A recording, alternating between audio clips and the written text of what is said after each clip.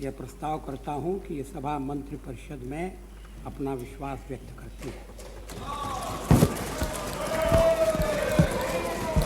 Motion moved.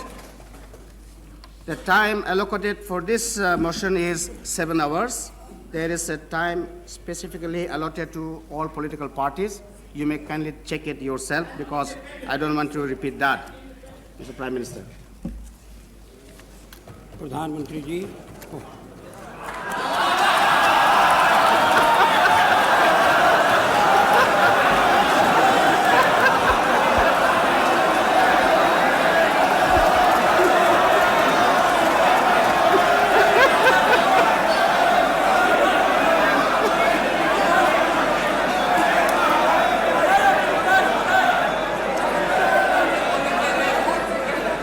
अध्यक्ष महोदय, इससे पहले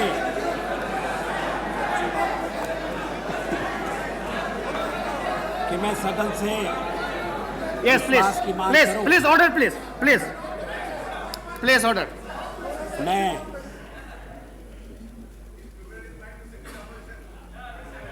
पंडित जवाहरलाल नेहरू के प्रति जिनकी आज पुण्यतिथि है, अपनी विनम्र श्रद्धांजलि अर्पित करना चाहूंगा।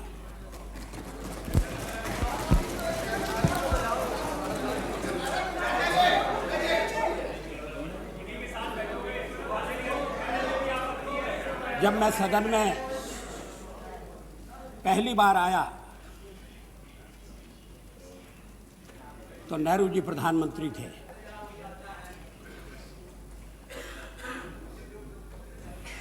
कई वर्ष मैंने उन्हें काम करते हुए देखा। मैं उधर बैठता था, अभी भी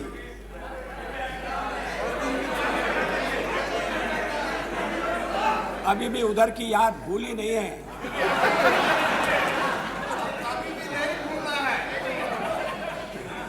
लेकिन मैं काफी पीछे बैठता था क्योंकि संख्या बहुत कम थी। आज जो परिवर्तन हुआ है, भारतीय जनता पार्टी धीरे धीरे अपनी संख्या बढ़ाती हुई, अपना प्रभाव बढ़ाती हुई पहले प्रमुख विरोधी दल बनी और आज सबसे बड़ी पार्टी के रूप में चुनाव के बाद उभरी।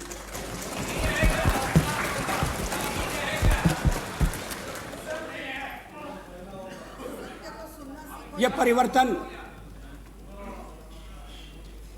अचानक नहीं हुआ है। ये परिवर्तन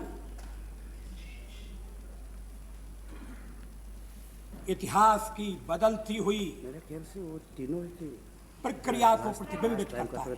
चेक कर लेना।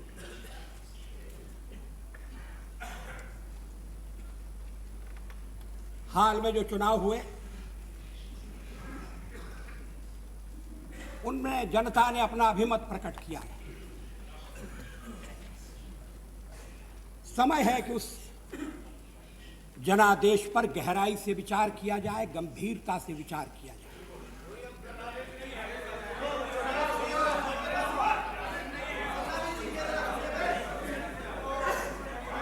हम सबसे बड़े दल के रूप में उभरे, अन्य दलों की स्थिति है उसको भी ध्यान में रखने की जरूरत है।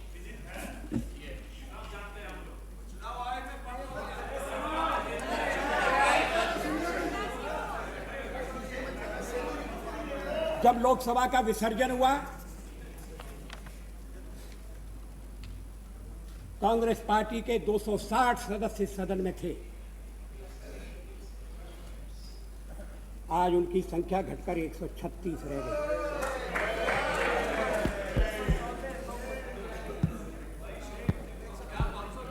ये जनादेश का परिणाम।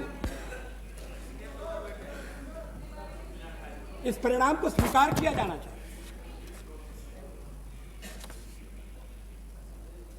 आत्ममंथन होना चाहिए।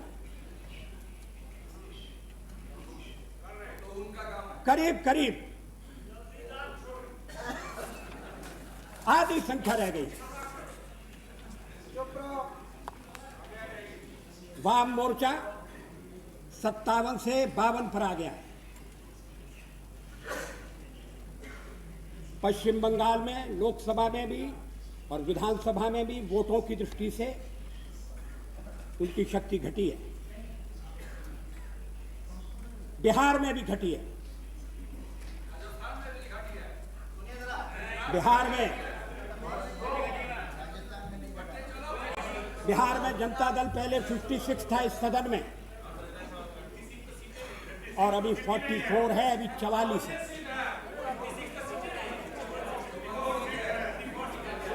बिहार में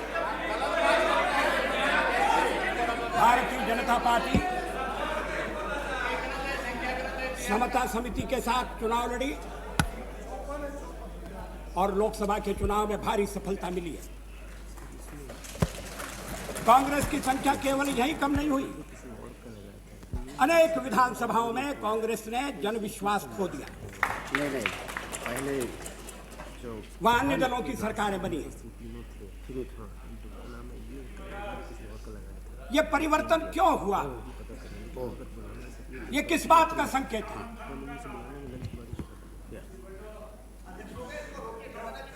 ये भी बात ध्यान देने की है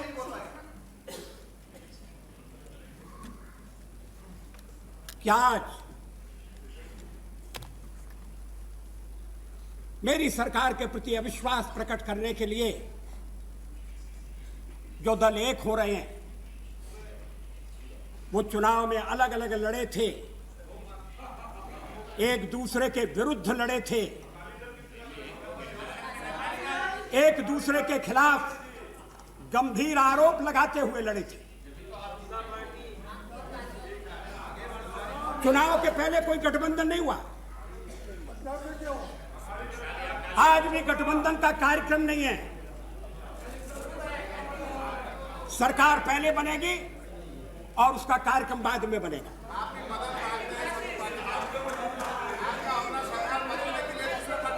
इस गठबंधन का आधार क्या है, इसकी भावात्मक भूमिका क्या है?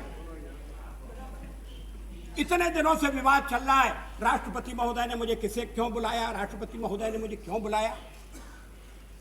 कुछ लोगों की नींद हराम हो गई, कुछ लोगों ने राष्ट्रपति महोदय के विरुद्ध ऐसे शब्दों का भी प्रयोग किया जो नहीं होना चाहिए था।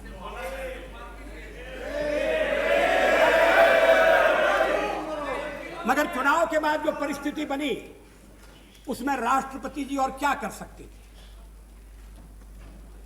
क्या वो कांग्रेस को बुलाते जो चुनाव हार गई, जिसने जनादेश खो दिया, जिसके शासन को लोगों ने ठुकरा दिया?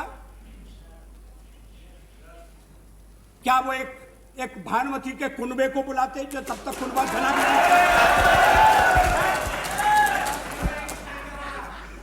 राष्ट्रपति ने अगर सबसे बड़े दल के रूप में भारतीय जनता पार्टी को बुलाया तो एक संवैधानिक परंपरा के अनुसार आचरण किया, लोकतंत्र की मर्यादा के अनुसार व्यवहार किया, और इसके लिए मैं सबसे पहले राष्ट्रपति महोदय को बधाई देना चाहता हूं और मैं चाहूंगा कि इस मामले में सारा सदन साथ हो।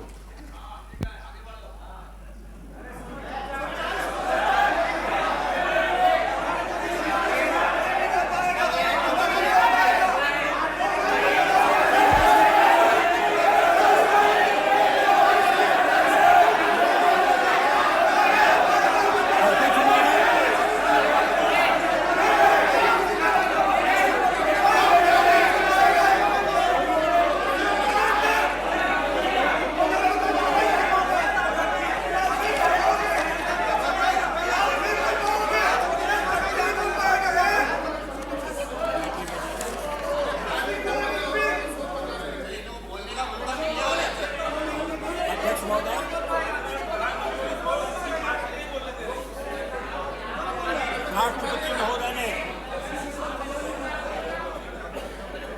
मुझे 31 तारीख तक विश्वास मत प्राप्त करने का समय दिया है। 31 तारीख तक, आज ये 27 तारीख है।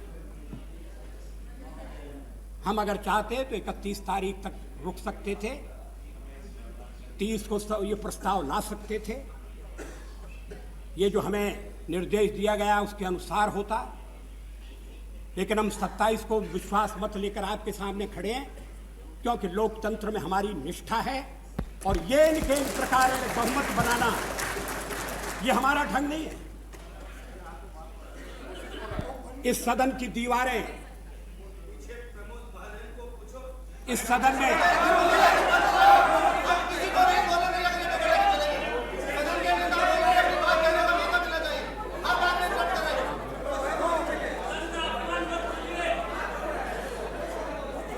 नहीं, एक आध टोका टोकी का मैं बुरा नहीं मानता, मगर रोका रोकी नहीं होना चाहिए। अध्यक्ष महोदय, मैं आज प्रस्ताव लेकर आया हूं। अभी 3 दिन बाकी है और पिछली लोकसभा इस बात की साक्षी है और सदन का रिकॉर्ड गवाह है कि किस तरह से राती रात में अल्पमत बहुमत में बदला था। जब मतदाता सो रहे थे, थककर चूर थे, तब लोकतंत्र की लाज लुट रही थी, तब ईमान का सौदा हो रहा था, तब पार्लियामेंट के मेंबरों की खरीद फरोख्त का बाजार खुला हुआ था। मामला अदालत में, मैं उस पर ज्यादा टिप्पणी करना नहीं चाहता, लेकिन हमने देखा कि अल्पमत किस तरह से बहुमत में बदला। वो रास्ता हमारे लिए भी खुला था, मगर हमने उस पर जाने से इनकार कर दिया।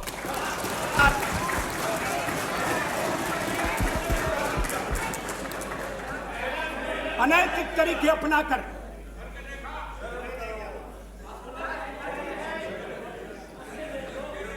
भ्रष्टाचार का सहारा लेकर ईमान का सौदा करके सरकार में आना या सरकार में बने रहना, ऐसा पाप हमारे हाथों से कभी नहीं होगा। हम आपको आश्वासन दे रहे हैं। लोकतंत्र एक नैतिक व्यवस्था है, अपने मूल में नैतिक व्यवस्था। पुरानी सरकार के सामने रास्ता खुला था कि वो ईमानदारी से गठबंधन करते, विरोधी दलों को तोड़ने की जरूरत नहीं थी, दल बदल कानून की धज्जियां उड़ाने की जरूरत नहीं थी। ईमानदारी से बना हुआ गठबंधन, ईमानदारी से जो कुछ हो खुले में हो, जो कुछ हो सबके सामने हो, पारदर्शी प्रामाणिकता। दल अगर साथ आते हैं तो कार्यक्रम के आधार पर आए, हिस्सा बांट के आधार पर नहीं। बैंकों में लाखों रुपए जमा किया जाए, इसको लेकर नहीं। अगर देश सचमुच में एक मिलीजुली सरकार के दौर में पहुंच गया है, तो लोगों का पुराना अनुभव 77 का और 89 का फिर से न दोहराया जाए। क्या इस बात की आवश्यकता नहीं है? ये संकल्प करने की आवश्यकता नहीं है? कांग्रेस का तो ये इतिहास रहा है कि वो समर्थन देती है और फिर वापस लेती है। ये ट्रावनकोर से चलने वाला सिलसिला है।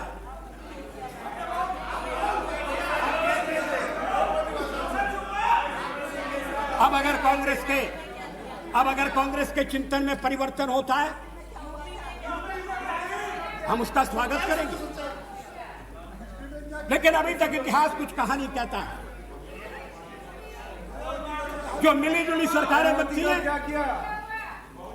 वो भी ऐसे मुद्दों पर टूट जाती हैं जिन मुद्दों का राष्ट्र जीवन के साथ कोई गहरा संबंध नहीं। अभी हमें मिलकर काम करने की कला को सीखने की जरूरत है।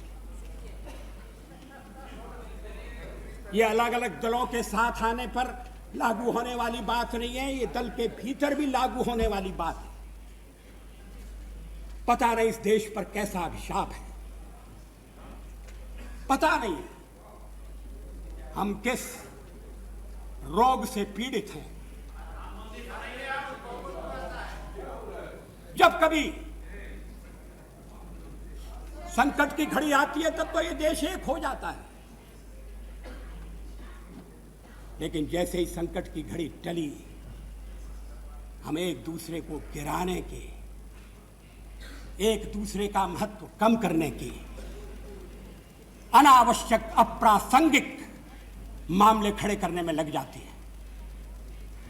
मैं इसका अपवाद नहीं हूं, मेरी पार्टी भी अपवाद नहीं है। यह काम कोई एक पार्टी नहीं कर सकती। हमने करने की कोशिश की, लेकिन हम सफल नहीं हुए। यह तो सबको मिलकर फैसला करना पड़ेगा। मैं नहीं जानता कल के बाद कौन सा राजनीतिक नक्शा बनेगा, लेकिन एक बात साफ है कि चाहे एक दल की सरकार हो और चाहे बहुदलीय सरकार हो, वो सरकार मर्यादा में रहना चाहिए। वो सरकार जनता के हित के प्रति समर्पित होना चाहिए। उस सरकार का हर आचरण, हर नीति पारदर्शी प्रामाणिकता से प्रभावित होनी चाहिए। ये तो नहीं हुआ, पिछले 5 साल में नहीं हुआ। क्यों नहीं हुआ? क्या आगे ऐसा होगा, इसका विश्वास है? अगर यूनाइटेड फ्रंट कोई कार्यक्रम लेकर आए और कार्यक्रम के साथ ही विश्वास दिलाए कि राजनीतिक महत्वाकांक्षा के कारण, सत्ता की कुर्सी के कारण पुराने कट अनुभव दोहराने नहीं दिए जाएंगे, तब तो जनता को थोड़ा आश्वासन मिल सकता है। अन्यथा लोग बड़े दुखी हैं, अस्थिरता की आशंका है, देश के भविष्य के बारे में चिंता है। पंडित जी को श्रद्धांजलि अर्पित करते हुए मैंने जो शब्द कहे थे, मैं उस समय राज्यसभा का सदस्य था। ये 29 मई का मेरा भाषण है। मैंने कहा था, मैं उद्धृत कर रहा हूं, सभापति जी, जिस स्वतंत्रता के नेहरू जी सेनानी और संरक्षक थे, आज वह स्वतंत्रता संकटापन्न है।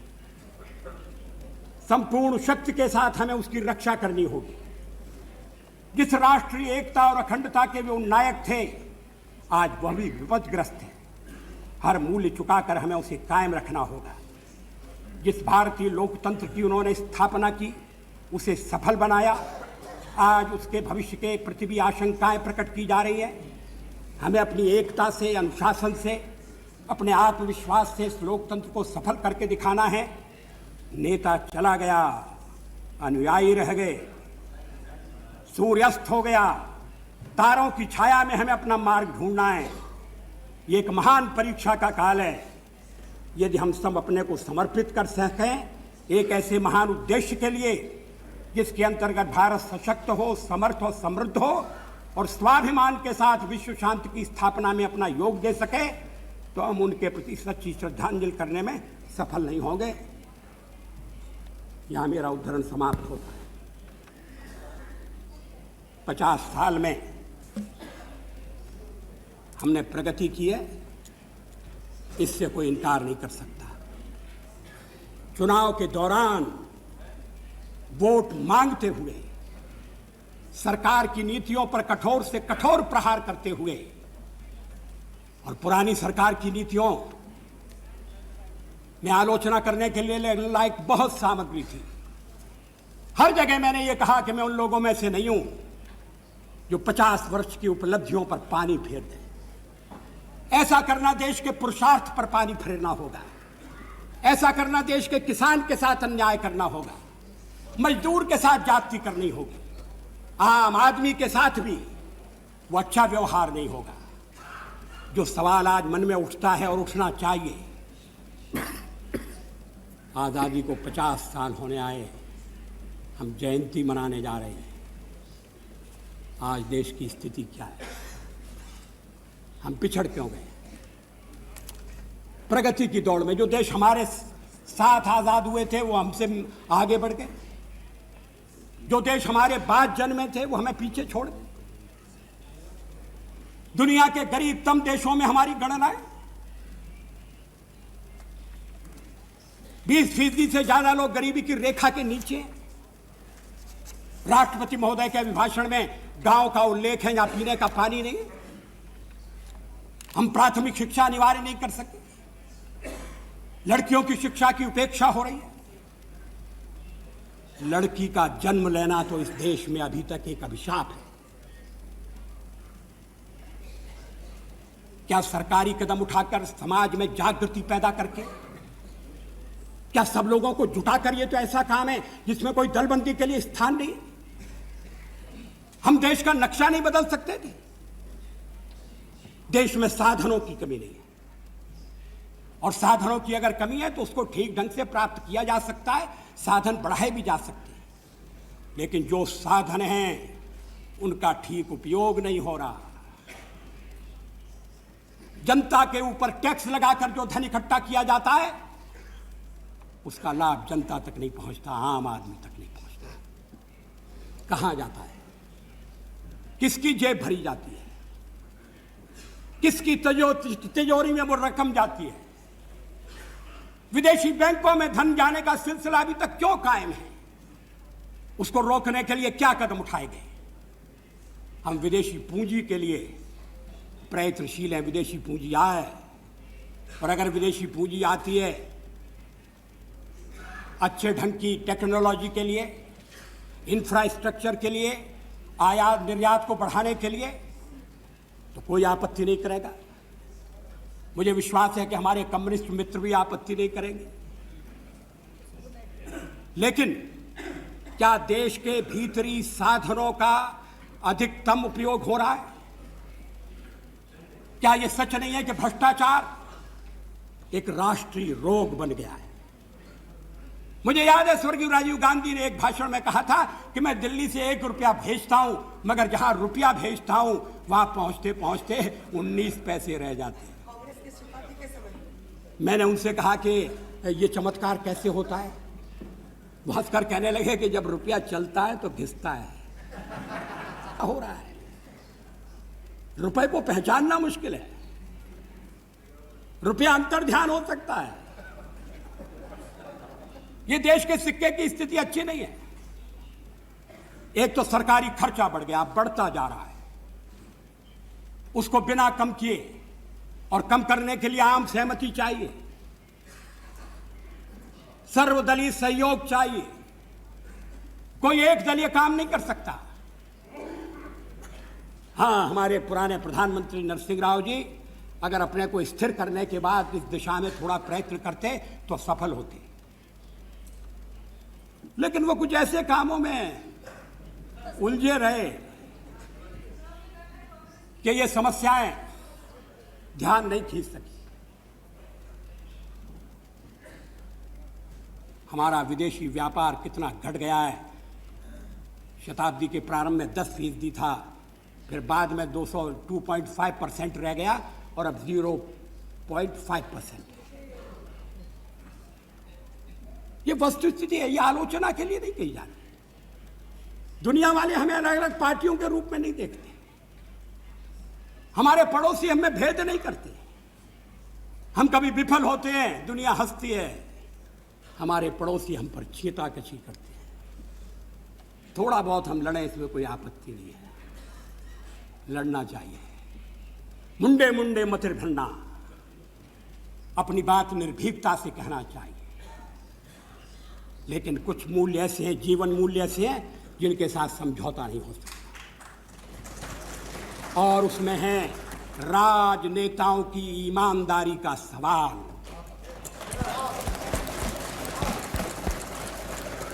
हमें बेदाग नेतृत्व चाहिए, हमें निष्कलंक नेतृत्व चाहिए।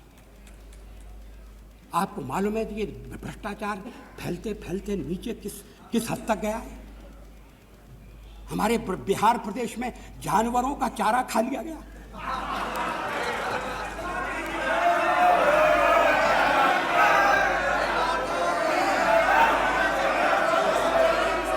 जांच हो रही है, मैं उसमें जाना नहीं चाहता। कोई सीमा नहीं। अभी मुझे एक मुख्यमंत्री ने कहा कि जब उन्हें स्टेट इलेक्ट्रिसिटी बोर्ड के अध्यक्ष की नियुक्ति करनी थी तो उनके पास अफसर आए और जो 1 करोड़, 2 करोड़, 5 करोड़ रुपए देकर अध्यक्ष पद लेना चाहते थे। मैंने उनसे ये नहीं पूछा कि उन्होंने किसको छांटा, उन्होंने किसकी नियुक्ति की, मगर मैं उनके कथन पर विश्वास करता हूं। आज देश में बिजली की कमी है, हम विदेशी पूंजी को निमंत्रण दे रहे हैं, समझौते कर रहे हैं, मगर घर के भीतर बिजली कितनी पैदा होना चाहिए इसका प्रबंध नहीं कर पा रहे। मुझे बताया गया कि कोई मुख्यमंत्रियों की समिति बुलाई गई थी, बैठक बुलाई गई थी, मगर राय नहीं बनी। राय इसलिए नहीं बनी कि राजनीतिक प्रतिस्पर्धा इतनी तीव्र हो गई है कि देश का हित गौण हो गया है, देश का हित पीछे चला गया।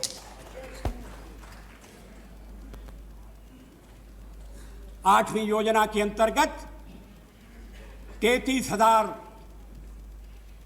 किलोवाट बिजली पैदा करने का लक्ष्य था, मेगावाट, और इस अभी तक मुझे जो आंकड़े मिले उनके अनुसार 13,000 मेगावाट तक बिजली हम जोड़ सकें, क्षमता नहीं जोड़ सके।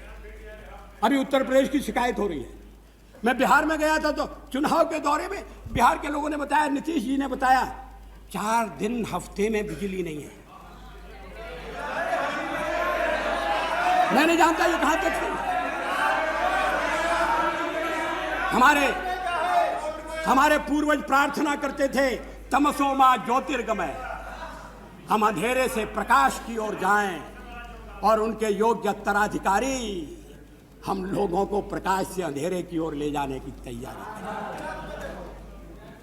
क्या ये चीजें हमारे मर्म को स्पर्श नहीं करती? क्या ये दलगत राजनीति की मांग करती है? हमने तो 10 दिन में कोई ऐसा काम नहीं किया जिस पर उंगली उठाई जा सके, और अगर हमें 5 साल मिले तो हम ऐसा शासन देकर जाएंगे जिसमें एक भी दाग ढूंढना मुश्किल है। लेकिन शासन तंत्र जैसा हमें उत्तराधिकार में मिला है। व्यवस्था का सवाल है। राष्ट्रपति के अभिभाषण में कहा गया है कि हम चुनाव सुधार के काम को हाथ में लेंगे। यह मामला लटक रहा है, बरसों से लटक रहा है। चुनाव में खर्चा कहां से आएगा?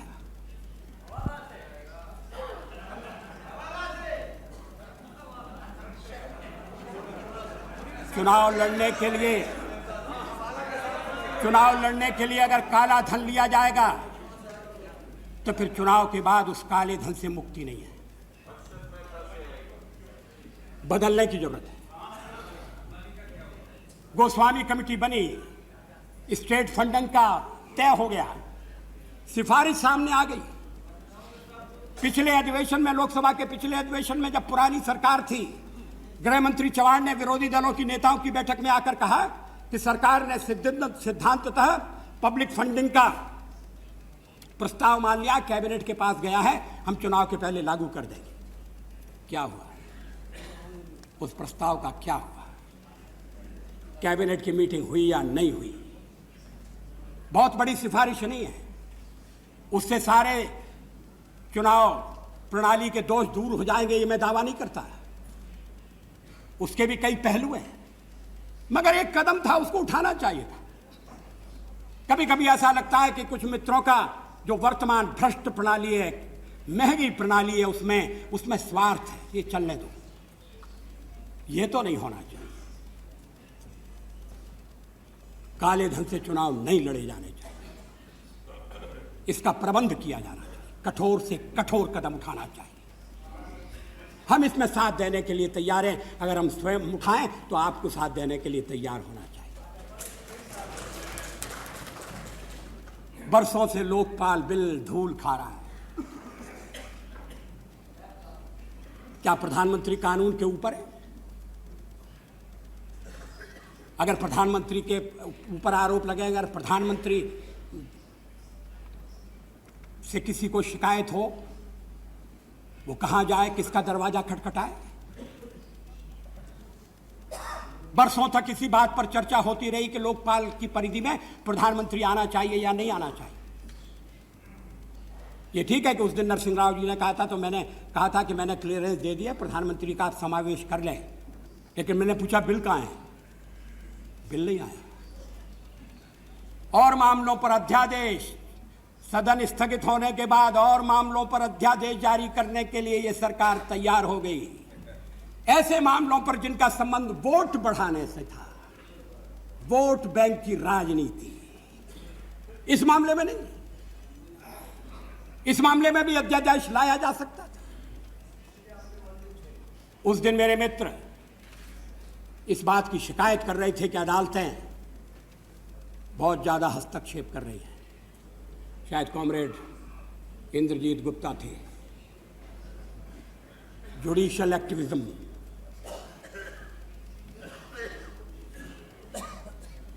अगर पार्लियामेंट अपना काम न करे और एग्जीक्यूटिव फैसले न करे, मामले को लटकाए, और जब प्रधानमंत्री से पूछा जाए कि आप निर्णय क्यों नहीं करते, तो उनका उत्तर ये हो कि निर्णय न करना भी एक निर्णय है। मैं समाचार पत्रों में जो कुछ छपा है उसके आधार पर कह रहा हूं। अगर वो ठीक नहीं छपा तो नरसिंह राव जी उसे ठीक कर देंगे। निर्णय न लेना भी एक निर्णय है। अब ये कर्मयोग की स्थिति, कैसे देश चलेगा? लेकिन निर्णय नहीं लिए गए। कभी कभी तो सरकार इस बात की प्रतीक्षा में रही कि निर्णय टाल दो, नए विवाद खड़े होंगे, झंझट मोल लेना क्या ठीक है, कोर्ट फैसला कर देगा। अब कोर्ट ऐसे मामलों में भी फैसला करने लगा है जो एग्जीक्यूटिव के मामले हैं, जो संसद द्वारा तय होना चाहिए। संसद अपने दायित्व का पालन क्यों नहीं कर सकती? एग्जीक्यूटिव जिम्मेदारी क्यों नहीं ले सकती?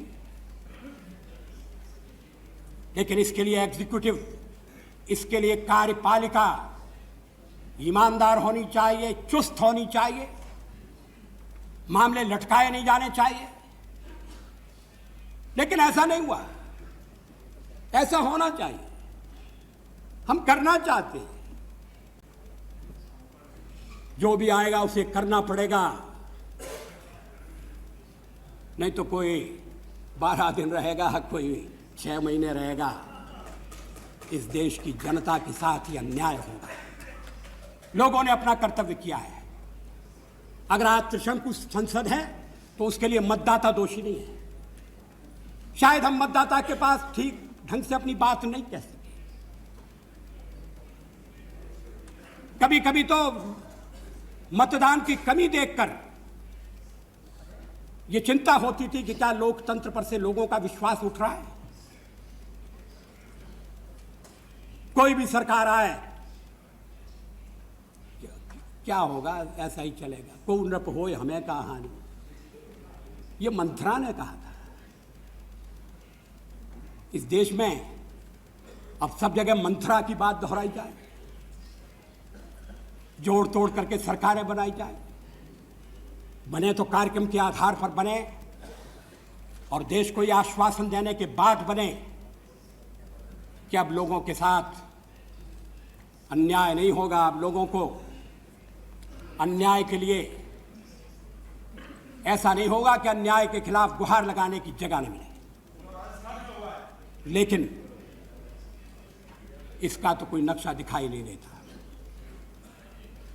राष्ट्रपति महोदय ने बुलाया हमें क्योंकि हम सबसे बड़ी पार्टी के रूप में उभरे, अपनी विचारधारा के साथ उभरे, अपने कार्यक्रमों, अपनी नीतियों के साथ उभरे।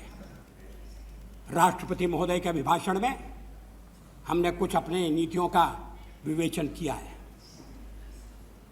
ममता जी को उसमें केवल एक बात पर आपत्ति है, मुझे लगता है बाकी का सारा अभिभाषण उन्हें स्वीकार है। और भी मित्रों से मैं पूछना चाहूंगा, उस भाषण में कौन सी बात ऐतराज के लायक है? क्या इस बात का ध्यान रखकर क्या जो भी फैसले होना चाहिए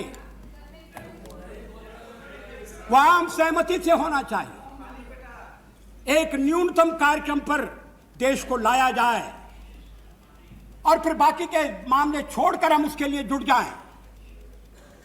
क्या इसकी आवश्यकता नहीं है? लेकिन कुछ मामले ऐसे हैं जिन पर भी विचार करने की जरूरत है। हमारे खिलाफ सबसे बड़ा आरोप क्या है? हम सांप्रदायिक हैं, हम सेक्युलरवादी नहीं हैं। इसलिए सेक्युलरवाद के जितने भी रक्षक हैं, आओ इकट्ठे हो जाओ, लाठी डंडे संभाल लो और भाजपा को सत्ता से हटाओ। लोकतंत्र संख्या का खेल है और संख्या हमारे पक्ष में नहीं है। हमने जन समर्थन प्राप्त करने का जन समर्थन हम प्राप्त करने में सफल हुए हैं। सबसे ज्यादा हमें जन समर्थन मिला है।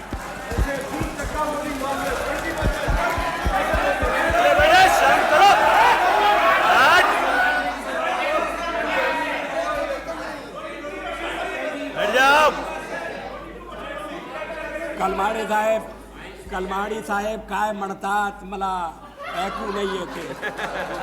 कलमाडी साहब क्या कहते हैं ये दूसरों को समझना मुश्किल है।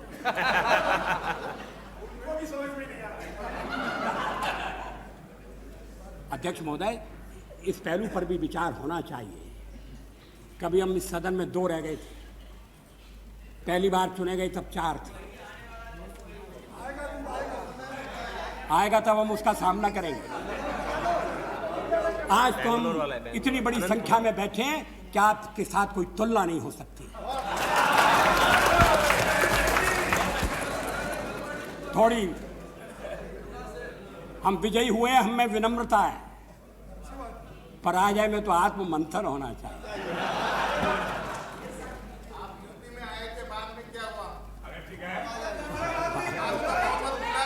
आप सारे देश में थे, अब क्या हो रहा है? अब आप इस स्थिति से आप संतुष्ट हैं तो मुझे कुछ कहना नहीं, मैं इसमें पढ़ना नहीं चाहता। इस देश में इस समय लोगों के विचारों में मंथन चल रहा है, चिंतन की दिशाएं बदल रही हैं। लोग पुरानी मान्यताओं को फिर से कसौटी पर कस रहे हैं। मेरी समझ में नहीं आता कि जब संविधान के निर्माताओं ने शादी ब्याह के एक कानून बनाने की सिफारिश की और यह कहा कि राज्य उसकी तरफ ध्यान देगा, तो क्या वो सांप्रदायिक कारणों से प्रेरित थे? क्या यह सांप्रदायिक मुद्दा है? क्रिमिनल लॉ एक है, सिविल लॉ एक क्यों नहीं हो सकता? गोवा में अभी भी सिविल लॉ एक है। अगर मुस्लिम मित्रों को उसमें कठिनाई है तो वो कठिनाई आकर बता सकते हैं, ये कह सकते हैं कि हमें थोड़ा और समय चाहिए अपने समाज को तैयार करने के लिए। ये नहीं कहा जा रहा है और दल भी इस बात के लिए उन्हें प्रेरित नहीं कर रहे हैं कि थोड़ा बहुत तो संशोधन करो, वक्त बदल रहा है। इस्लामिक देशों में पर्सनल लॉ में संशोधन हो रहे हैं, या थोड़ा परिवर्तन होना चाहिए, जेंडर इक्वलिटी का मामला है।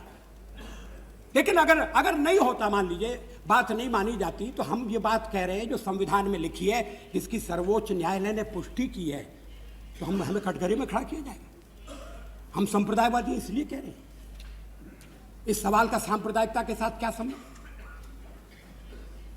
और मुझे बहुत दुख हुआ, प्रधानमंत्री के रूप में नरसिंह राव जी कहीं गए थे उत्तर प्रदेश में भाषण करने के लिए, और वे मुस्लिम समाज के सम्मुख भाषण कर रहे थे, और जैसा अखबारों में छपा है उसके आधार पर मैं कह रहा हूं, उन्होंने कहा कि मेरी क्या औकात है जो मैं इस तरह का कानून बनाऊं, आपकी राय के खिलाफ कानून बनाऊं? मेरी क्या औकात है? भारत का प्रधानमंत्री इस भाषा में बोले, मुझे पसंद है।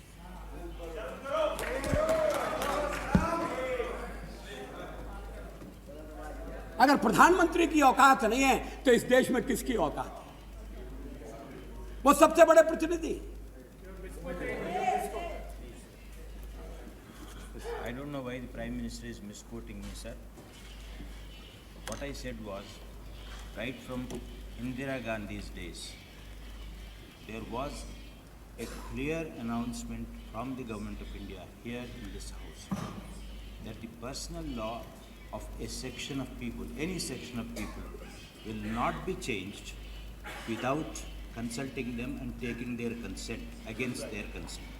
This is exactly what I said at that meeting.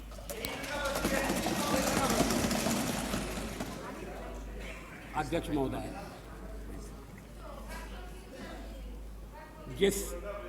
जिस समुदाय में, जिस बिरादरी में परिवर्तन लाना है उसको तैयार किया जाना चाहिए, इसमें कोई आपत्ति की बात नहीं है। ये लोकतंत्र के लिए सहज है, स्वाभाविक है, मगर किसी के हाथ में वीटो नहीं दिया जाना चाहिए। हिंदू समाज गतिशील है, हिंदू समाज में परिवर्तन हुए, परिवर्तन की प्रक्रिया चल रही है, स्मृतियां बदली हैं और आज जिस स्मृति के आधार पर हम काम कर रहे हैं वो है हमारा संविधान और उसके निर्माता हैं डॉक्टर अंबेडकर। जड़ समाज नहीं है।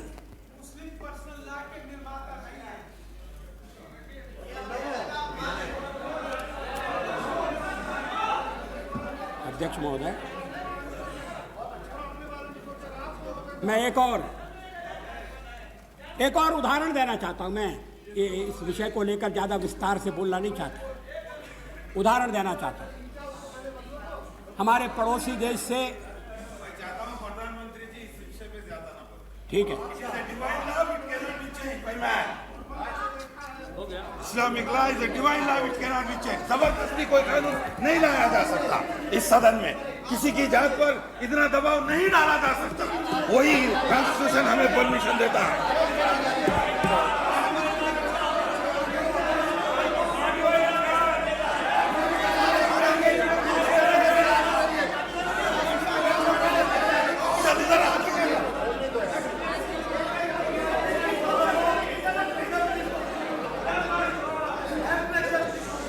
अध्यक्ष महोदय,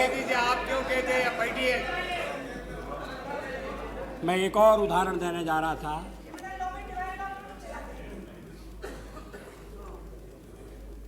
पूर्व में हमारे एक पड़ोसी देश से बड़ी संख्या में गैर कानूनी तौर पर लोग आ रहे हैं।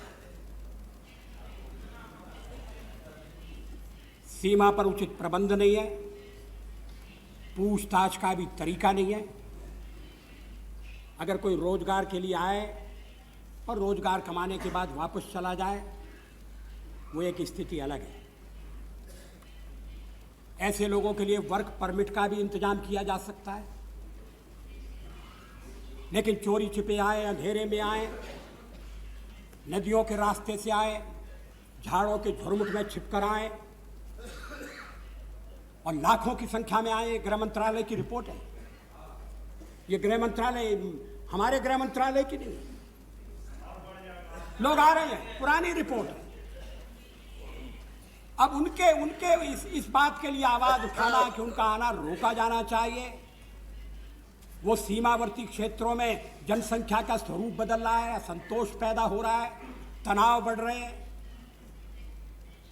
दिल्ली में जो पुराने रिक्शे वाले थे वो शिकायत कर रहे हैं कि ऐसे लोगों के आने से उन्हें किराया कम मिलने लगा है,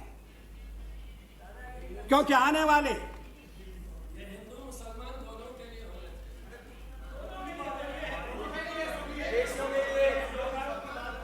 अध्यक्ष महोदय,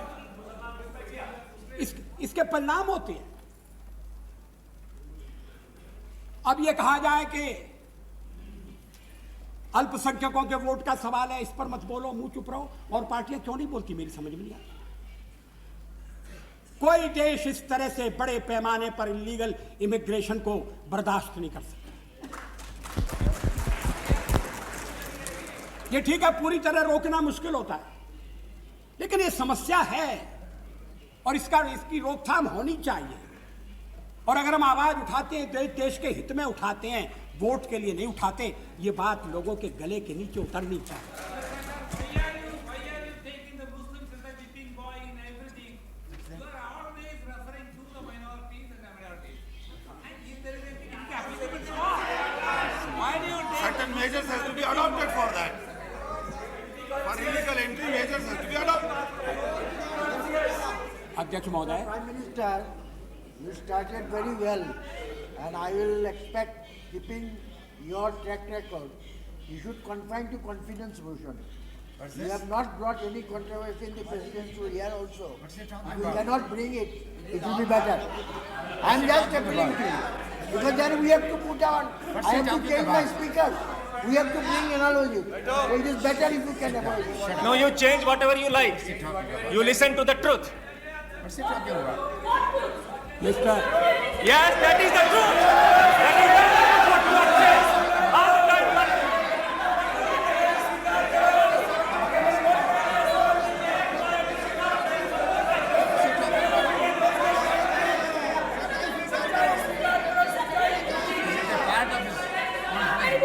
अध्यक्ष महोदय,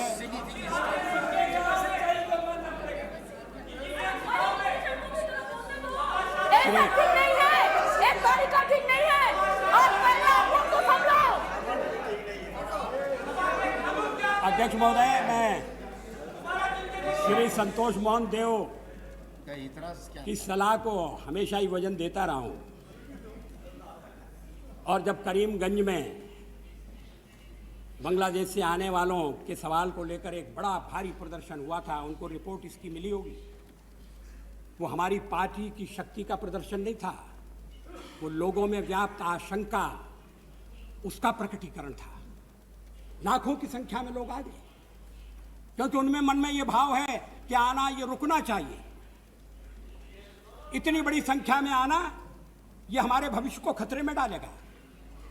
और उस दिन मैंने अपने भाषण में कहा था, मैंने इनको बताया, और इन्होंने मुझे कहा कि आपने ठीक है। मैंने कहा कि हिंदू मुसलमान का सवाल नहीं है। अरे आप ये तो बोलो लेकिन इस प्रश्न की गंभीरता बढ़ जाती है, आयाम बढ़ जाता है, जब ये बात ध्यान में रखी जाती है कि संख्या में वृद्धि के साथ और भी दुष्परिणाम होने लगते हैं। देश के विभाजन का दुर्भाग्यपूर्ण इतिहास हमारे सामने है, इसे रोका जाना चाहिए। इस प्रश्न पर एक राय होनी चाहिए। एक राय करने की हम जिम्मेदारी ले सकते हैं अगर सहयोग मिले।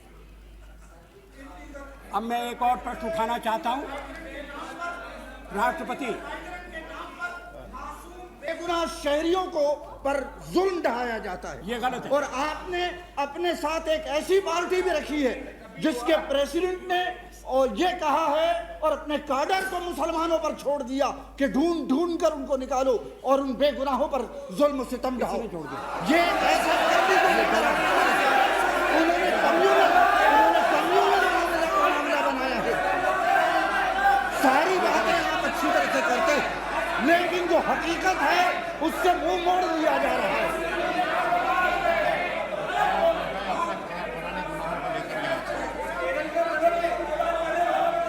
अगर अध्यक्ष महोदय, जो विदेशी है, जो बिना अनुमति के आते हैं, कानून का उल्लंघन करके आते हैं, उन कार्रवाई सिर्फ उन्हीं के खिलाफ होना चाहिए। भारत के नागरिक के, चाहे वो किसी भी धर्म के हों, संप्रदाय के हों, जो यहाँ के नागरिक हैं, और विशेषकर बंगाली जो पहले से बसे हुए हैं, उनको इस आधार पर, और बंगाली मुसलमानों को भी। बंगाली मुसलमान हमारे देश में बड़ी संख्या में हैं, और उनको निकालने का सवाल नहीं है, उनके निकालने के हम पक्ष में नहीं है।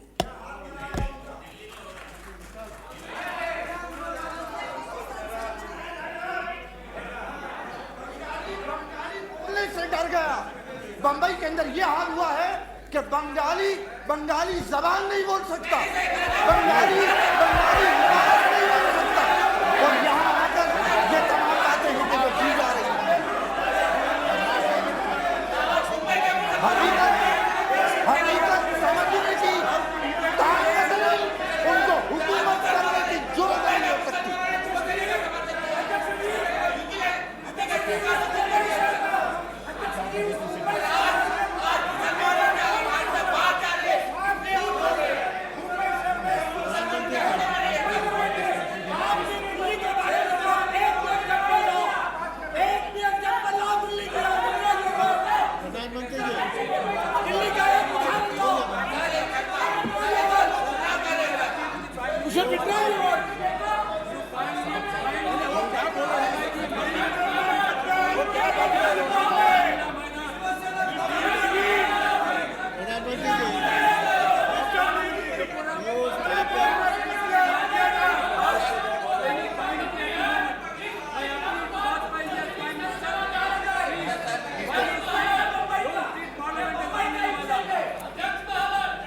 sir has yielded to Mr. Patnaik, not others. अध्यक्ष महोदय, कोई पक्ष के बारे में अध्यक्ष महोदय यहाँ कोई गलत बात की जाएगी तो एक तो उनको अगर कुछ ऐसी बात करनी है तो नाम लेके बोले, हकीकत की पेश करे, उनका मुकाबला करने के लिए हम तैयार हैं। लेकिन ऐसे ढंग से उन्होंने ऐसा बात करा इस सदन में, इस सदन का अवमान है, ऐसा उनको मैं बताना चाहता हूँ अध्यक्ष महोदय। You started so well.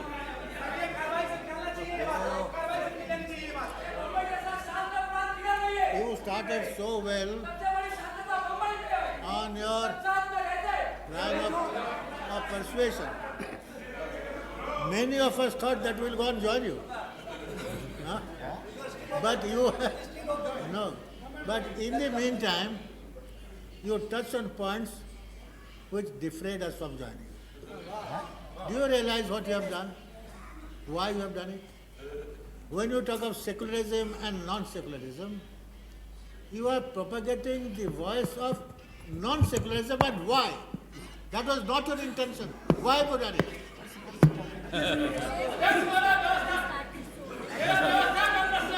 अध्यक्ष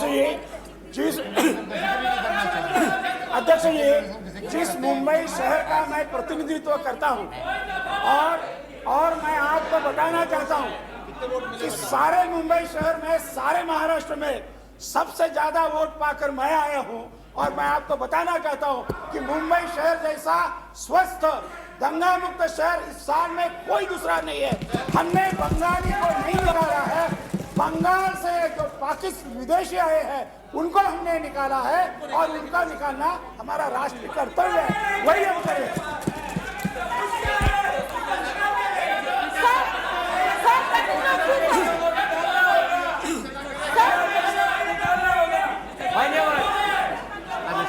अध्यक्ष महोदय,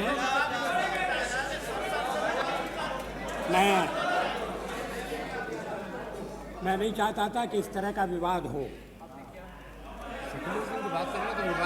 लेकिन मैं उदाहरण दे रहा था कि आखिर हम नॉन सेक्युलर हैं, किस लिए हमें नॉन सेक्युलर कहा जाता है? यही मुद्दे हैं, कुछ मुद्दे हैं ये जो मुद्दे हम उठाते हैं देश के हित में उठाते हैं, उनसे किसी का मतभेद हो सकता है। अब सांप्रदायिकता के साथ देश के भीतर जातीयता का जहर जिस तरह से फैलाया जा रहा है, वो क्या सांप्रदायिकता से कम घातक है? लेकिन उसकी बात नहीं हो रही है, क्योंकि वो उसकी बात करने से गठबंधन में कठिनाई पैदा होती है, उसकी बात करने से सत्ता की प्राप्ति में बाधा उत्पन्न होती है।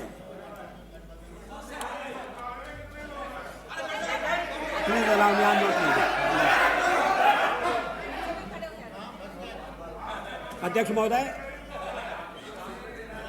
इस सदन के वरिष्ठ नेता और मेरे पुराने सहयोगी श्री बीजू पटनायक ने एक बड़ा महत्वपूर्ण प्रश्न खड़ा किया है। मैं चाहता हूं सेक्युलरिज्म के बारे में जरा खुला दिमाग रखकर और गंभीरता से विचार हो। मुझे याद है, क्यों नहीं, तुम्हें क्या घबराहट है बीजू? क्यों घबराते हो बीजू? क्या किस्सा है? वो तुम्हें बोलने का है। वो सब भारतीय जनता पार्टी एक से ज्यादा मौके पर यह स्पष्ट कर चुकी है कि हम संविधान की सेक्युलर की निष्ठा से, सेक्युलर के निर्देश से बंधे हुए।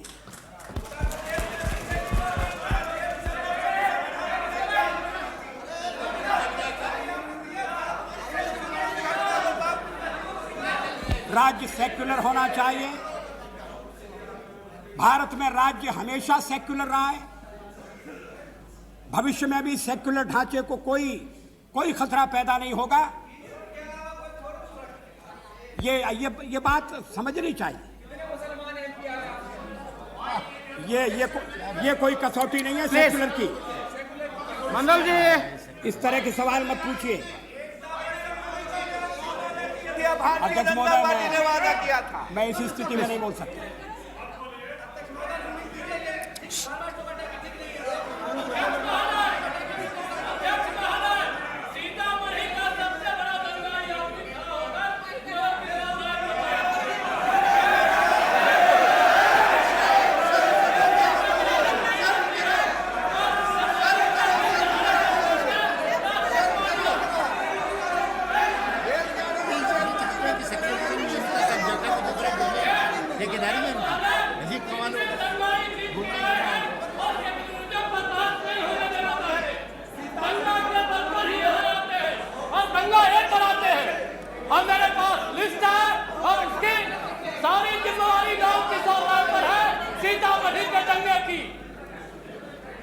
अध्यक्ष महोदय,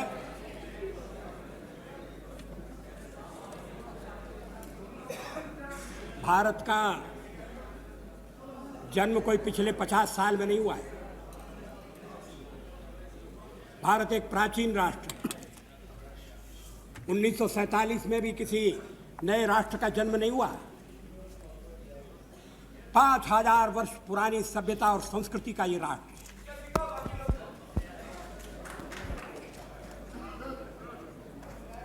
और इसलिए सेक्युलरवाद और या सेक्युलरवाद की भावना, जब संविधान परिषद बैठी थी, इस प्रश्न पर चर्चा कर रही थी, तब भी सेक्युलर का अर्थ क्या है इसके बारे में अलग अलग राय थी। लेकिन संविधान के निर्माताओं ने सेक्युलर शब्द संविधान में नहीं रखा। संविधान की प्रस्तावना में सेक्युलर शब्द आया जब देश में इमरजेंसी लगी थी, 76 में जेलों में बंद थे, विचार व्यक्त करने की आज़ादी नहीं थी, तब संविधान में संशोधन किया। पहले धारणा ये थी कि प्रस्तावना में संशोधन नहीं होना चाहिए, होगा भी नहीं, मगर प्रस्तावना में संशोधन कर दिया और भारत को डेमोक्रेटिक रिपब्लिक के साथ साथ सेक्युलर एंड सोशलिस्ट रिपब्लिक भी घोषित कर दिया। उस पर जो बहस हुई थी मैंने ध्यान से पढ़ी है। कांग्रेस के हर वक्ता ने, विशेषकर सरदार स्वर्ण सिंह ने, इस बात पर जोर दिया कि हमारा सेक्युलरिज्म पश्चिम के सेक्युलरिज्म से भिन्न होगा। उन्होंने कहा कि ये बौद्ध धर्मों का देश है और सेक्युलर का अर्थ यह है कि किसी धर्म के मानने वाले के साथ भेदभाव न हो और सब धर्मों को समान दृष्टि से देखा जाए। हम इस व्याख्या को स्वीकार करते हैं, हृदय से स्वीकार करते हैं। यह हिंदू चिंतन का निचोड़ है, यह हमारी अस्मिता है, क्योंकि भारत में अनेक मतांतर हैं। केवल एक पुस्तक नहीं है, एक पैगंबर नहीं है। या ईश्वर को मानने वाले भी हैं और ईश्वर की सत्ता को नकारने वाले भी हैं। किसी को सूली पर नहीं चढ़ाया गया, किसी को पत्थर मारकर दुनिया से नहीं उठाया गया। ये सहिष्णुता देश की मिट्टी में है। हर एकम सद विप्रा बहुधा बदलती। और अब तो दर्शन उससे भी आगे चला गया है। ये अनेकांतवाद का देश है। इसको नहीं गिराया गया।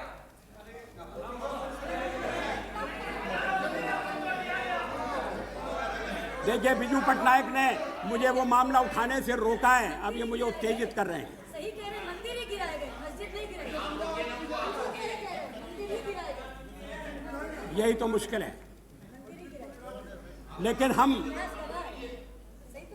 ये अयोध्या की घटना तो बाद में हुई है। आप तो हमको पहले से संप्रदायवादी कह रहे हो, पहले से सेक्युलर विरोधी कह रहे हो, क्योंकि आपका प्रचार राजनीतिक है, वो तथ्यों पर आधारित नहीं है। और अगर आप संप्रदाय नहीं है तो आपने कितने मुस्लिमों को एमपी बनाया?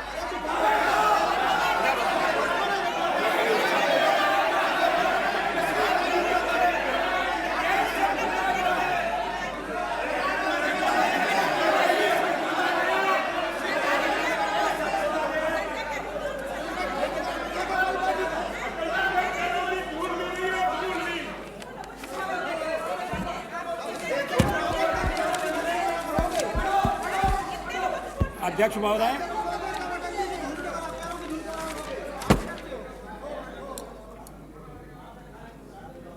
ये एक प्राचीन देश है, इसकी एक जीवन धारा है, वो संप्रदाय से जुड़ी नहीं है। वो जीवन धारा सहस्त्रों साल से चली आई है, उसके निर्माण में सबने योगदान दिया। तुम्हें क्या तकलीफ हो गई? देश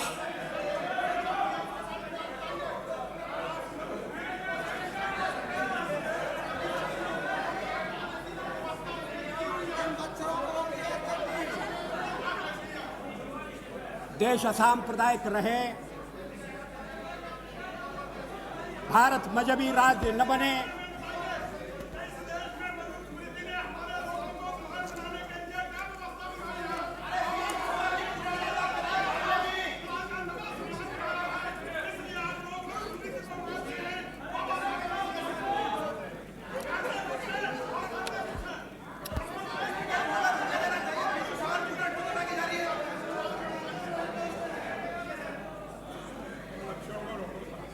अध्यक्ष महोदय,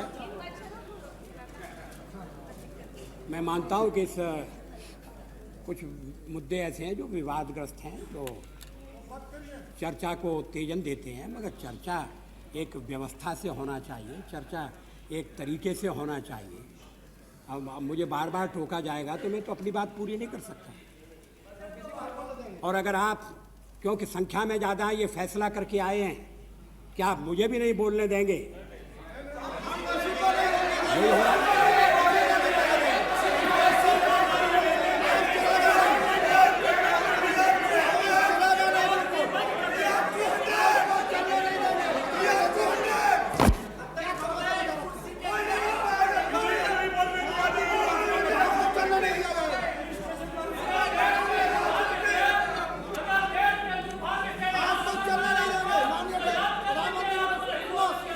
अध्यक्ष महोदय,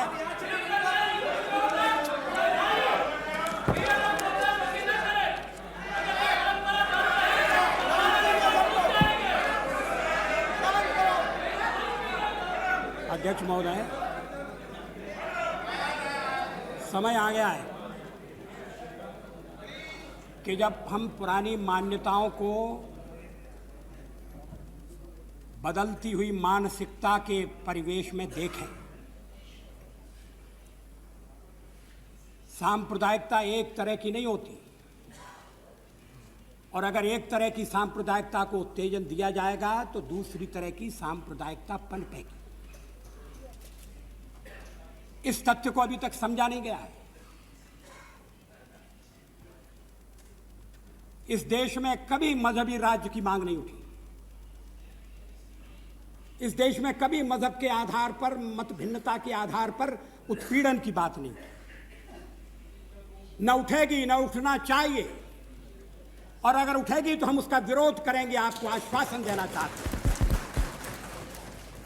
भारत सेक्युलर रहना चाहिए। हम अपने पड़ोसी देशों की तरह से मजहबी राज्य नहीं बनेंगे।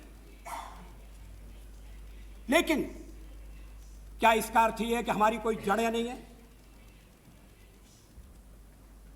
क्या इसका अर्थ यह है कि हमारे कोई जीवन मूल्य नहीं है? ये 5000 साल की सभ्यता और संस्कृति जो हमें विरासत में मिली है और जिस पर हमें गर्व है, अभिमान है, वो सभ्यता और संस्कृति किस तरह से हमारे जीवन को बनाती रही है? आज जीवन की धारा क्या है? मुझे याद है, देश के दुर्भाग्यपूर्ण विभाजन के बाद पंडित जवाहरलाल नेहरू अलीगढ़ विश्वविद्यालय में भाषण करने के लिए गए थे। दीक्षांत समारोह था।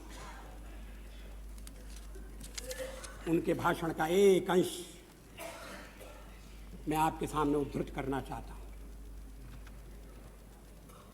Coat, I have said that I am proud of my inheritance and our ancestors who gave an intellectual and cultural preeminence to India.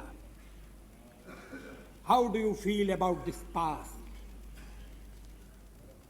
Do you feel that you are sharer in it and inheritor in it, and therefore proud of something that belongs to you as much as to me, or do you feel alien to it?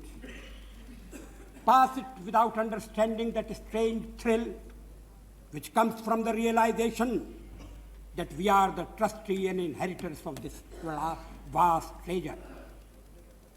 You are Muslim and I am Hindu.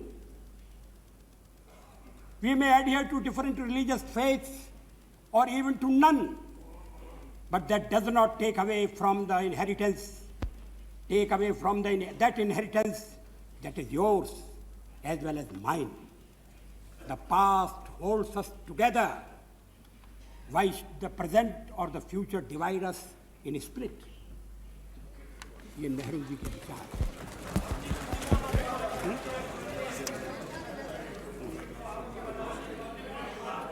अपने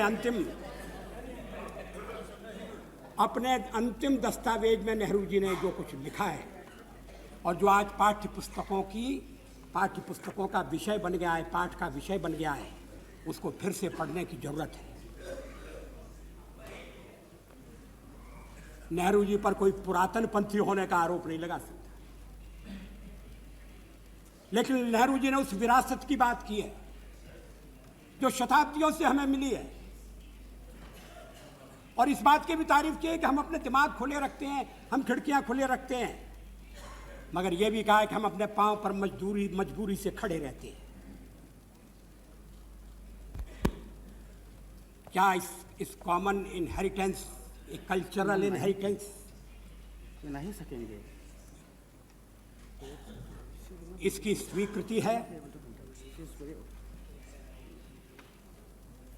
क्या जो अतीत है उसमें अभिमान है?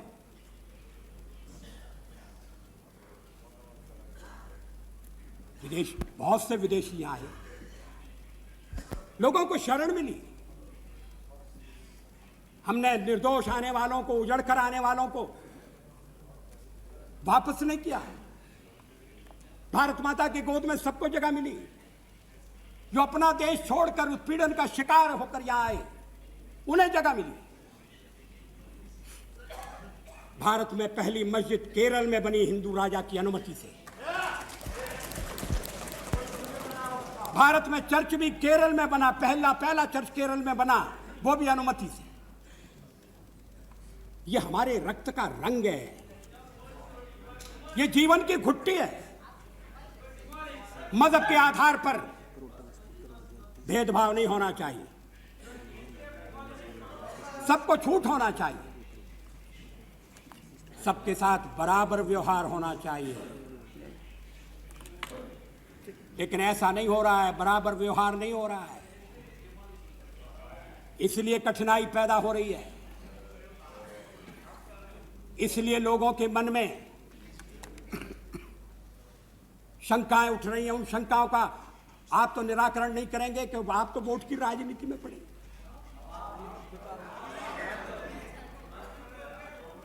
लेकिन मैं आज कहना चाहता हूं, आवश्यकता इस बात की है कि इन प्रश्नों पर भी एक राय बनाई जाए। जब शाहबानो का मामला था और सुप्रीम कोर्ट में गया और फैसला हुआ, एक राय बन सकती थी, कदम उठाए जा सकते थे, प्राइम मिनिस्टर नहीं उठाया गया। Mr. Prime Minister, would you like to conclude before the lunch? Because it's 5 minutes now, or you would like to? देखिए, मैं 5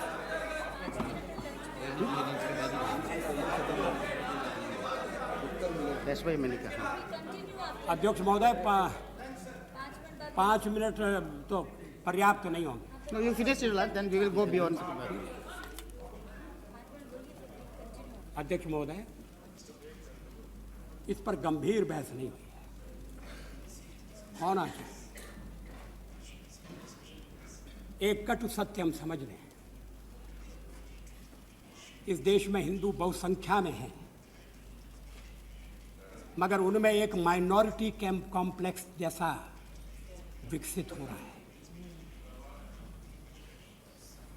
माइनॉरिटी में अगर कॉम्प्लेक्स हो, मैं समझ सकता हूं, जो संख्या में कम है वो संरक्षण की बात करें, संरक्षण मिलना चाहिए, ये राजधर्म है।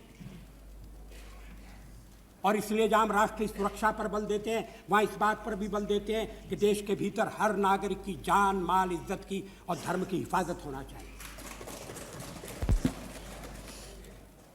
लेकिन इसके साथ ये भी कहने की जरूरत है कि भारत के हर नागरिक की जान, माल और इज्जत की हिफाजत की रक्षा होनी चाहिए। मैं उल्लेख कर रहा था विदेशों से जो उत्पीड़ित होकर आए, उनके भारत आने की। अब जो कश्मीर की घाटी से उत्पीड़ित होकर देश के और भागों में आए हैं, उनकी वेदना कैसे भूली जा सकती है। बड़ी संख्या में हिंदू और मुसलमान भी हैं, आतंकवाद से पीड़ित, मगर उनके बसाने का, उनके घाव पर मरहम रखने का कोई पार्टी उनके लिए नहीं बोलेगी। बोलेंगे तो हम बोलेंगे और इसलिए हम संप्रदायवादी करार दिए जाएंगे। वो भी भारत के नागरिक हैं, उनका तो कोई अपराध नहीं है। कश्मीर में प्लीज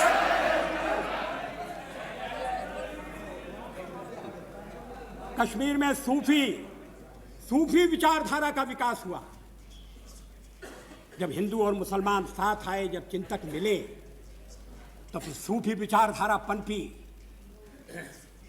और मुझे मालूम है कि जब सोमनाथ के मंदिर के लिए यात्री जाते हैं तो उसमें मुसलमान किस तरह से योगदान देते हैं। यात्रियों को कंधे पर ले जाते हैं और सोमनाथ में मिलने वाली जो पूजा की रकमें, अमरनाथ में मुझे सारे नाथ एक ही दिखाई देते हैं।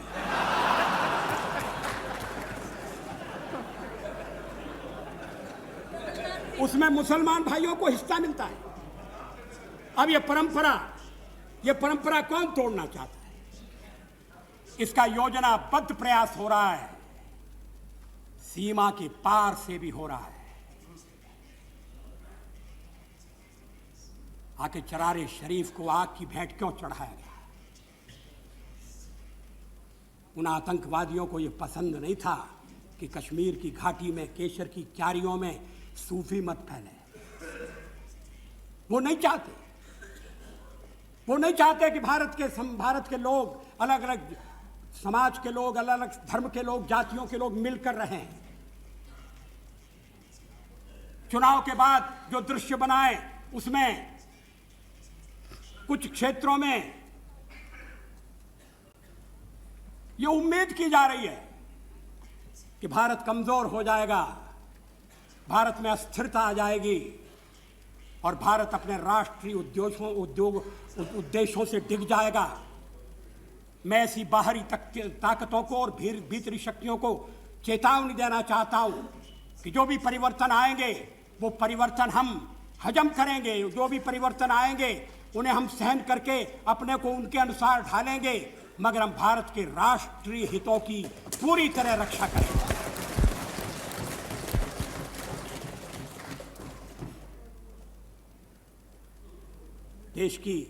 देश की कुछ नीतियां हैं जिन पर आम सहमति है।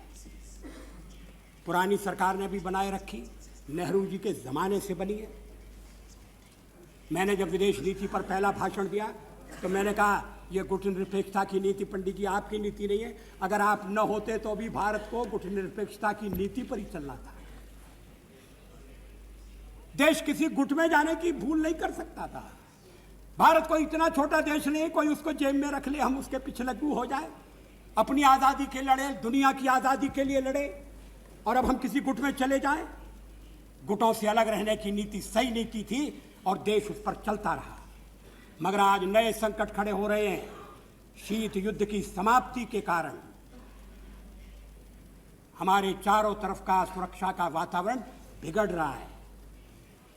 इस संक्रमण काल में दबाव पड़ने की आशंका है। दबाव, आर्थिक दबाव भी और सुरक्षा के मामले में दबाव भी।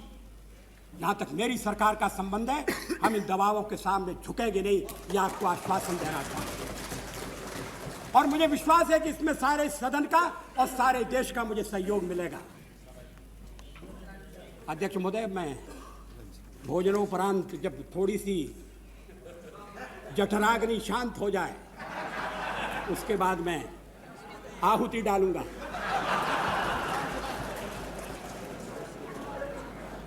Mr. Prime Minister, I should inform that को उपसंहार की ओर ले जाते हुए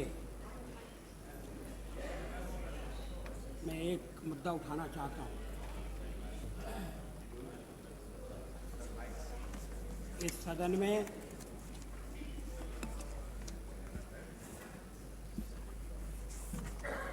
और देश के भीतर भी इस सवाल पर एक आम राय है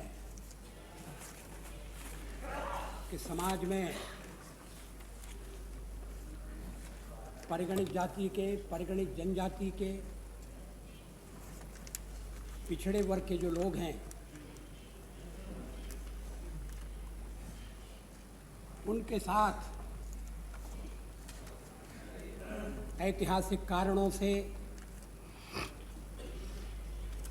समाज व्यवस्था के दोषों के परिणाम स्वरूप न्याय नहीं हुआ, उन्हें बराबरी के अवसर नहीं मिले और इसलिए वो दौड़ में पिछड़ते गए, समाज के बाकी के वर्गों के साथ कदम से कदम मिलाकर नहीं चल सके। संविधान के निर्माताओं ने इस सवाल पर गौर किया था और परिगणित जातियों, परिगणित जनजातियों के लिए और पिछड़े वर्गों के लिए भी, जो शिक्षा और सामाजिक दृष्टि से पिछड़े हैं, उनके लिए आरक्षण का प्रबंध किया था। आरक्षण के संबंध में जब भी फैसले हुए, सर्वसम्मति से फैसले हुए। इस सवाल पर एक आम राय रही है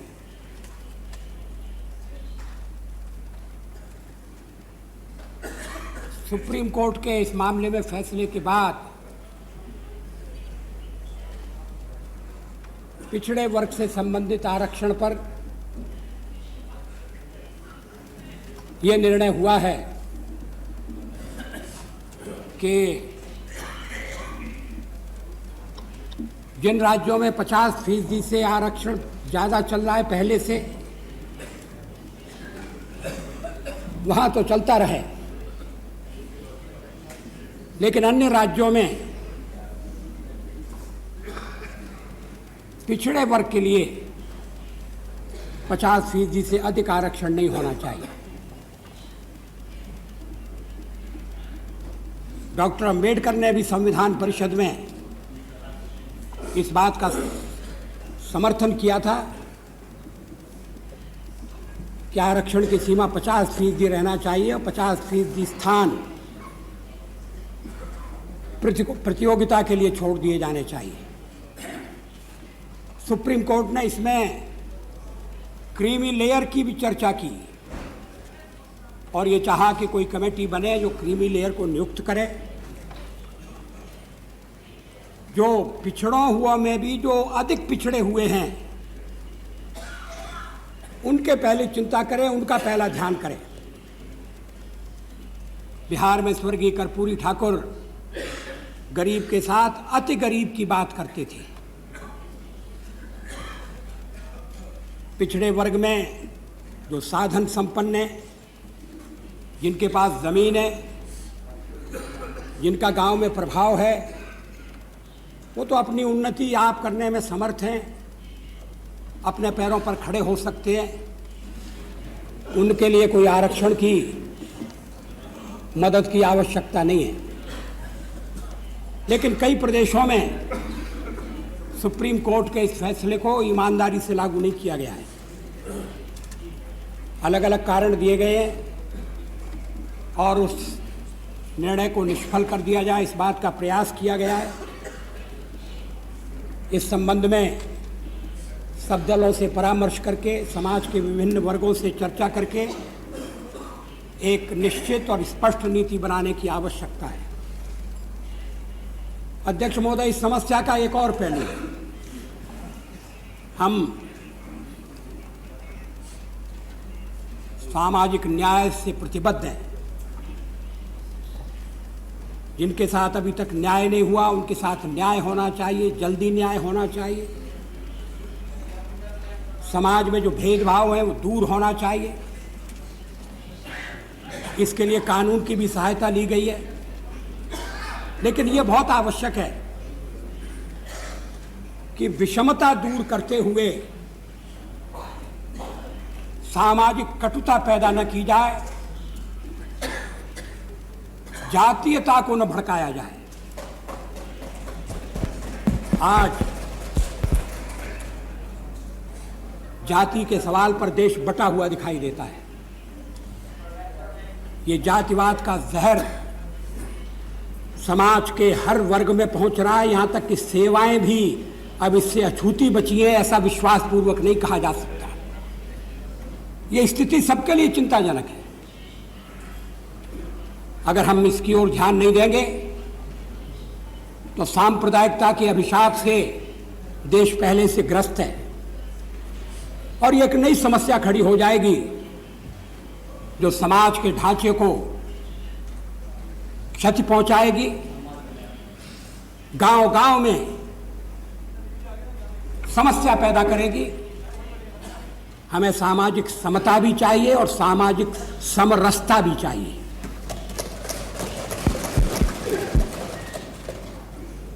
पंचायत राज संस्थाओं का निर्माण करके, उनका विकास करके और पंचायतों में सबको भागीदारी देकर और विशेषकर महिलाओं को उनका अधिकार देकर हमने जो कदम उठाया है, उस कदम का अगर सुपरिणाम प्राप्त करना है तो उसके साथ इस संबंध में भी दृष्टिकोण में परिवर्तन की आवश्यकता है।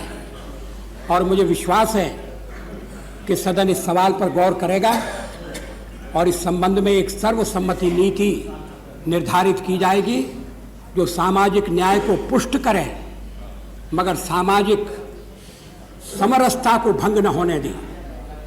समरसता का अर्थ ये नहीं है कि कुरीतियों को सहन किया जाए। समरसता का अर्थ ये नहीं है कि जो दबे हुए, पिछड़े हुए, इनके साथ दुर्व्यवहार किया जाए। लेकिन समरसता का अर्थ ये जरूर है कि हम सब भारत माता के पुत्र हैं, पुत्रियां हैं और हमें मिलकर अपनी समस्याएं हल करनी है। एक दूसरे के प्रति करुणा, संवेदना का भाव रखना है। कोई सुधार अगर उसके मूल में करुणा नहीं है, कोई सुधार उसके मूल में अगर संवेदना नहीं है, तो कानून की दृष्टि से थोड़ा बहुत लाभ पहुंचा सकता है मगर समाज में स्थायी परिवर्तन नहीं ला सकता। जरूरत है कि समाज में स्थायी परिवर्तन लाने के लिए कदम उठाए जाएं। अध्यक्ष महोदय, धन्यवाद।